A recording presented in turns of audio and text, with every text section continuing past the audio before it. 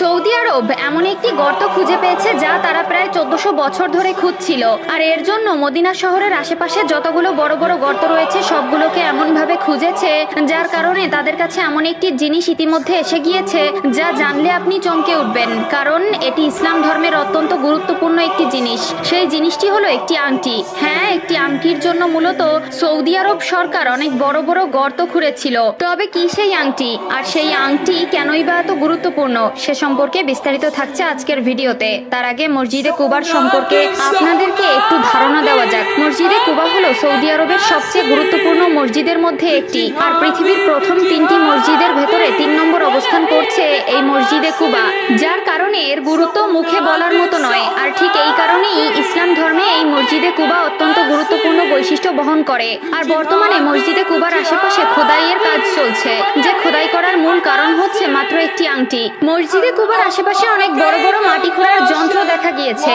যে যন্ত্রগুলো মাটি খুঁড়ে একটি আংটি বের করবে। যদিও এই গর্তগুলো করা হয়েছিল মসজিদে কুবার আশেপাশের পরিবেশ সৌন্দর্য দেখানোর জন্য, কিন্তু এই গর্ত করতে করতে তারা এমন একটি গর্ত খুঁজে পায় যে গর্তটি প্রায় 1400 বছর ধরে খুঁজছিল তারা। সৌদি আরব সরকার এই গর্ত থেকে আংটি খোঁজার অনেক কারণও বর্ণনা করেছে।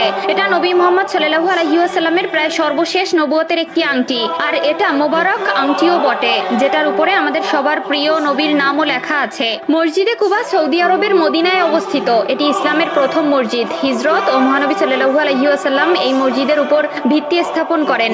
এখানে তিনি বেশ কিছুদিন অবস্থানও করেছিলেন। ফজিলত ও মর্যাদাপূর্ণ দিক থেকে মসজিদে কুবার অবস্থান চতুর্থতম।